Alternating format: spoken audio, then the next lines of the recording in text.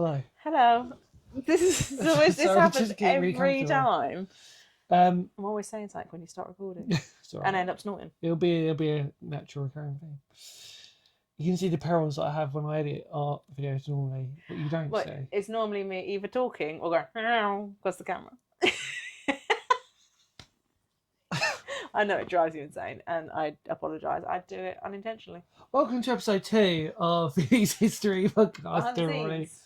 Just to clarify, we're not talking about Phoenix, Arizona, Or the history of. or the history of Phoenix, Arizona. Which actually we do is apologise. when I do YouTube, Google search on YouTube, Yeah. Phoenix history, it comes up with the history of Arizona.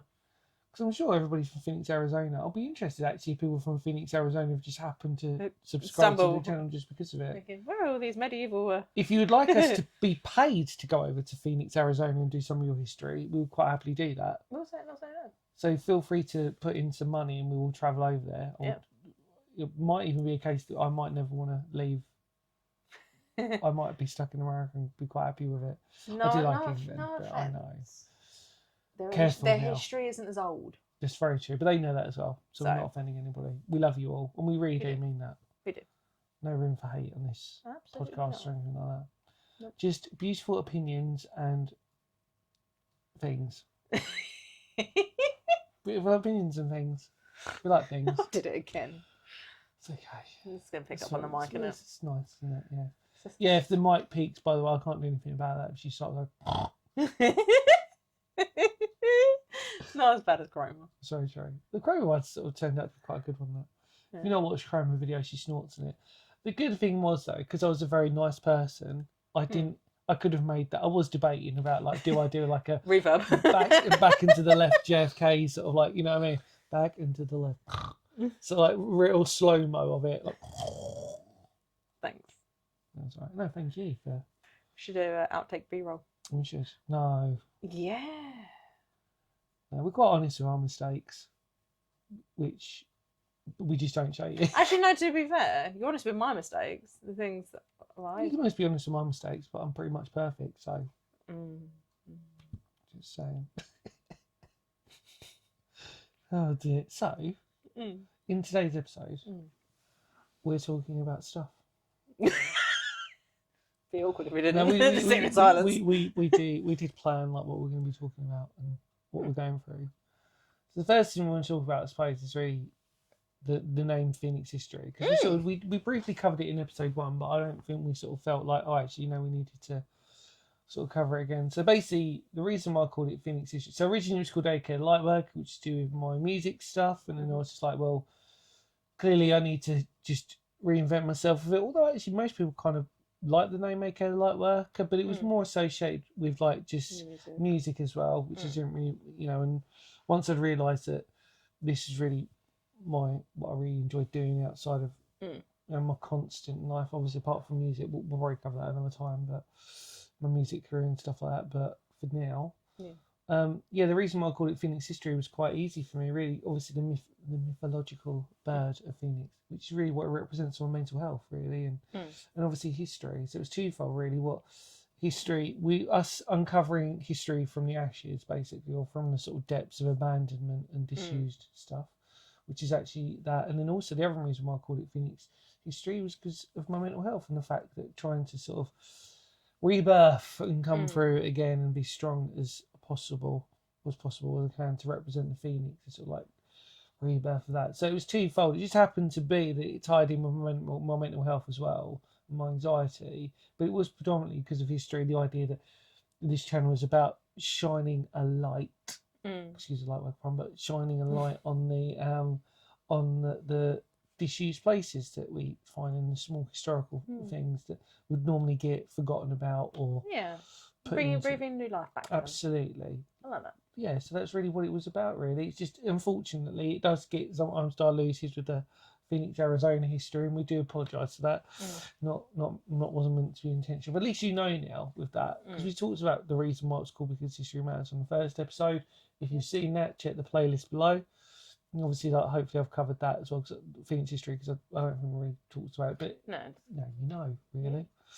I wanted to talk about we wanted to crack straight on with some really cool stuff for the first 2 episodes. We felt that once you got to know us on episode 1, today we're going to sort of get to some cutting edge questions, I suppose, really. But Okay. we spoke about the idea that with you, especially so far, what has been your favourite explore that you've done? Ooh. Not necessarily with me either. I mean, like just you know. Oh God, we've been on so many. We have. Actually, so many. Well, actually, the one that you enjoyed without me was the catacombs in France, wasn't it? That you went yes. But that's although that was for safety's sake, that was the tourist catacombs side, because there are two sides to the catacombs. As most of you know, there's the illegal people die cult ritual and lots of other stuff, which is fascinating in itself. Even if you find that when you actually walk even down the tourist section, there are barred off tunnels. They are pitch black. Yeah. And I can imagine, well, it's a maze. Unless you know where you are, what you're doing, and you have a map, which there probably are some. Yeah. But I know there's really interesting places in the rest of the catacombs, but God, I would not go down there. Yeah. Because actually, I was down there even by myself at one point. Yeah. Amazingly, even as a tourist, I went early in the morning. At one point, I was by myself, and I was like, "Well, this is." Well, actually, I was with lots of Parisians, but you know. Actually, I don't want to answer for you, but I know another one that you really enjoyed, which actually, as of yet, hasn't been put out, or it might be at this point. We don't know. Which was the Warden Rabbit Warren Lodge in Thetford. Yeah, that was. Yeah, no, actually, that was interesting. It was interesting. That was an interesting one because it was different. Because it's different. I don't think there's.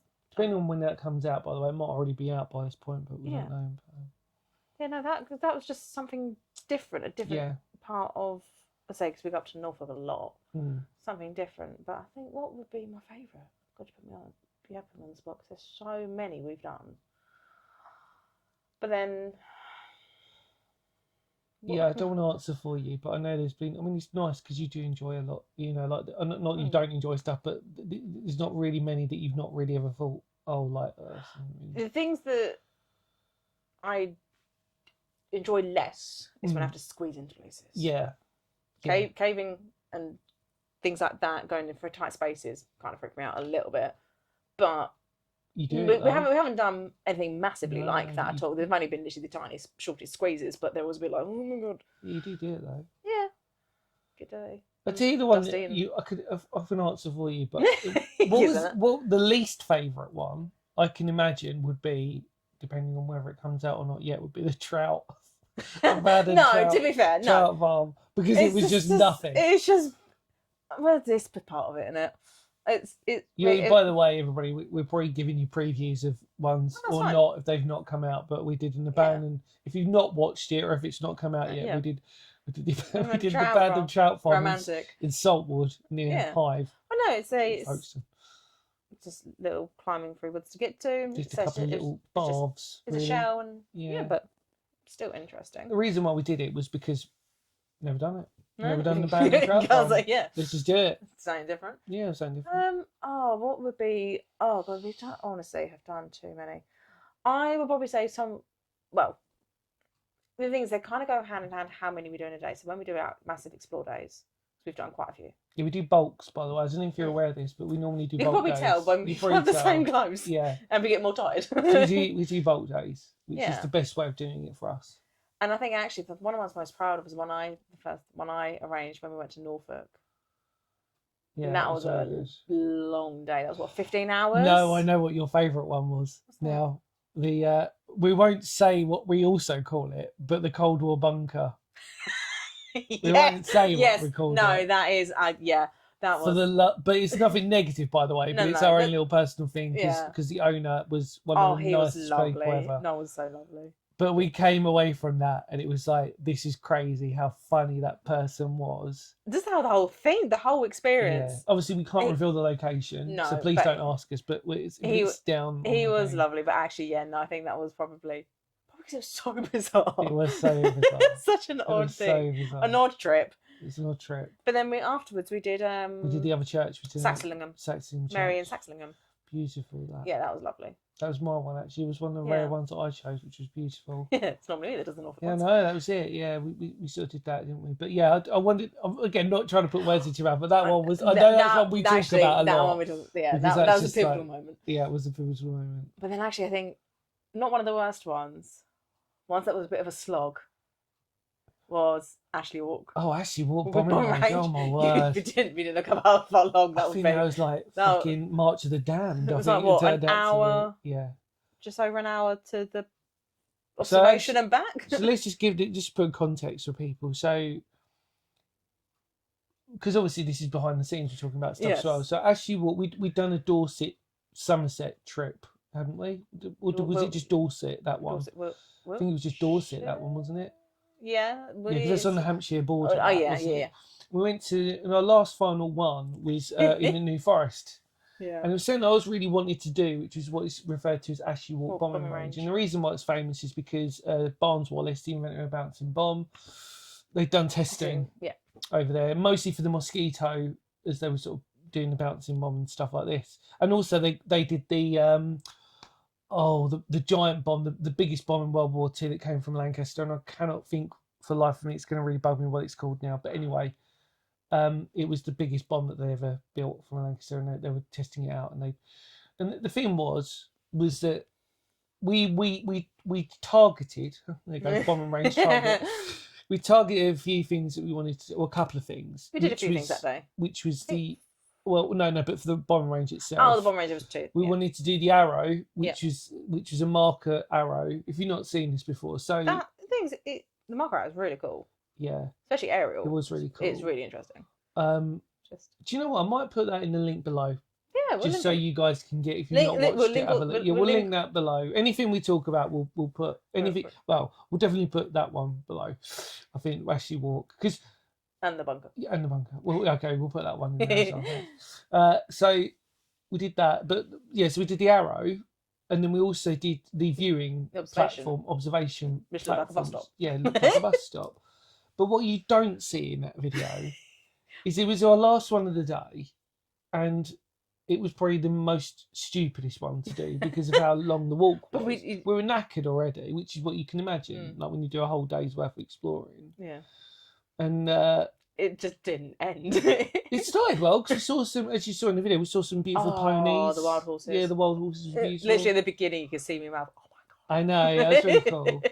And then we're like, okay, well, we're at the target. Because the target the arrow wasn't too far, away, yeah.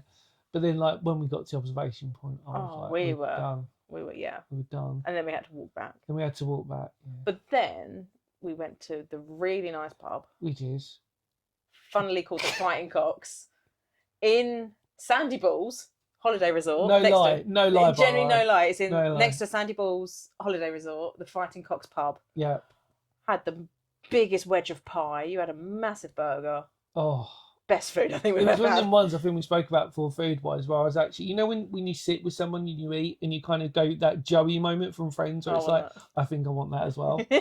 Like your pie was just like, I know I did have a little bit, but it was the best. I wish I'd had that. You know, when you think, I've made the wrong order. Although mine was very nice though. To be fair, then after that though, when we was driving back through the New Forest, we stopped to see the wild donkeys, and one wanted to get in the car. Yeah, it did. Yeah. Unfortunately, you won't be able to see it. We did record some footage of that, but unfortunately. Oh, we can. Should we put it in? We'll put it in now. Go and have a look now. Whilst we're talking about this, we'll just put it in the thing. That'd be quite cool. Yeah, the donkeys were really cute. But yeah, so we did that, didn't we? I think what are the ones my favourite? Oh, yeah, I think the bunker's my favourite. Well, it's up just for different reasons, really, wasn't it? But I think actually some of the first Norfolk churches we went to. I think because I had planned it and I'd found them, and you did. I didn't tell you. You didn't want to know that what we was doing on that trip. Right, absolutely right. Yeah. So you were completely unaware of what we were doing on that day. Total tourist on that one. You were a passenger princess. I was a bit, yeah, it's good. And I think those are some of my favourites. Yeah. Because I found them. Yeah. And actually they were just really pretty. And it sparked my love for Norfolk churches. Yeah. Yeah, which I think most people really, if you're in Norfolk, I mean, obviously it's the largest concentration of medieval ruined churches in all of England, and there's plenty to do. There's some beautiful ones in there. And actually people have reached out to me and said, have you done this one? Have you done that one? So, yeah, I mean, let's talk about your Instagram page as well, whilst we're here. Yeah. So yeah, tell us about it. So it's Phoenix and Flower. Link below, by the way. Yes. So Phoenix, Flower. And it's not the official Instagram for your channel, but obviously it's my own project. So when we go out and do our explores, and even some places I go by myself. Yeah. Just to show in a different media. I explores, and also do try to do history with things on each post, and try to do videos when I remember. Annoyed about the one I didn't do at the weekend, but there we go. That's right. I have to steal your footage, thanks. Oh yeah, I forgot about that. Yeah. Gemma Farr, thank you. Yeah, But yeah, no, I just like to showcase, post, try to do every day, just to show places we've been, different angles, different things, and because I mean, fundamentally, there are some obviously episodes or like videos that we put out where it's just me on my own. Sometimes it might just be me and Paul. Yeah. And you're out working, so we can't. Sometimes it's not possible, and vice versa. So actually, your Instagram's really interesting because it's not just the stuff that's on Phoenix history. No. It's all history based, but it's not just that stuff. And the thing is, and vice versa. And it's a little bit different. Mine's not as varied as yours. No. As your YouTube, for some reason. Yeah, people like the more abandoned ruin stuff. But we spoke about that with your Instagram, didn't we? Is that I think that's more to do with the audience that what you do. That of course, that have started to grow. Yeah. Yeah, and actually quite like it. It's quite a nice community, and people have been really nice and had nice comments and it's fantastic. You've done so well under a short space of time to redevelop it, and I think it's really good. And because it's actually got a good little niche on it, it's great, really. And there's going to be plenty of medieval ruins out there and other little cool little things. Other things like Neolithic. Yeah, absolutely. Go on nature walks and just try to keep it varied, but we've been very very lucky. I think with the response that we've been getting from all of you wonderful people out there, we really mean that. And not only that, I think more importantly for me, the respect. Because if I say, please don't reveal this location, it's a special location, I'd like to think that 99% of you are going to respect the fact that the owner doesn't want that revealed. No. And I have to, and it's never meant to be rude on people, but it means I've got to delete that comment because I don't want to. No, exactly. You know, if you know it, I was still thinking to myself, if you know that location, that's fine. You can let everybody know out there on my channel and stuff. But also, if it's a secret one that needs to be kept, just want to keep it to yourself. Because that's normally when you do permission ones, they say, I don't want people to know. And it's like, that's absolutely fine. We won't say it. Because the way I look at it on my channel is like 90% of the stuff I will always openly say, we are here, this is where we're at. Yeah. There's that 10% of stuff, which is the hard working stuff, by the way, the stuff that's really special, that I just don't reveal. And I'd like to think people can sort of have a bit of respect out there for that. So. And actually, in most instances, because the owners asked. Absolutely. Yeah. And we always, and like, as you're probably aware out there, especially pre-owners who I've met before and are probably watching this, like, you know, had amazing memories and respect from them. And they have been the best sort of times because you sort of feel like you're sort of like learning, which is always good. And I think that's the most important thing about this channel is that even though I've got a very passion for history, it's nice that sometimes you learn more and more as you go. And I'm not expected to be a thesaurus or encyclopedia of knowing every single thing about every single thing, but I try to do my best on the channel to really highlight that all for everybody out there as best as possible. And I think that's something we both do. Yeah, we do. Yeah, is we do try to make sure not just from one source, but from multiple sources. Yeah, well, we look up that's our a really good point actually, because I do mention this a lot. Is that on my channel, if I was to take pride in something, I do take pride in that what you watch, which again, something we don't really normally talk about on this channel, which is kind of good with this podcast, is that I don't just have one source that I take the history from. No. I have to do it from a couple of sources because I want to get it as right as possible. There might be times when both resources or sources are exactly the same in terms of just different wording from each one. Yeah, fine. But actually, if I can amalgamate, it validates exactly that. History, really. It just validates it. So I don't think most people are aware out there that's what normally happens. Yes. Sometimes I think, like for example, there's might be exceptions where, for example, like RIC posts. I've done so many of them that most of you just the important thing is just the date. Yeah. You know what I mean? It's just like, right, you know what RIC posts are. This is what this does. This is what this does. Sometimes we'll talk about the instrumentation on it, but not all the time because we sort of covered it in older videos. But the most important thing is the date, the shelf life of which it has, which is the most important thing. Normally, you just get that from one source, don't you? So, sub-Brit. But most people know that anyway, don't they? You know, that's Nick Catford, legend. Sorry, just want to say that, throw that one out one of my greatest moments on this channel. One of many, I think, these days. To be fair, actually, same question to them. What's been your favourite, or what's been the thing you're most proud of? I still stand by it. It will never change, but I want it to change because I keep thinking of how fortunate I am. But my number one, which actually I've spoken about before, but was Knoxbridge Moot, which is near Staplehurst. I'm not taking you to this. We'll have to go to it at some point. Knoxbridge Moot, basically, if you don't know this one, there's a video on it, and I'm really proud of it. It's because I got really emotional about it, because basically it's the ultimate rare piece of history in Kent we have. So basically it's an upturned bowl.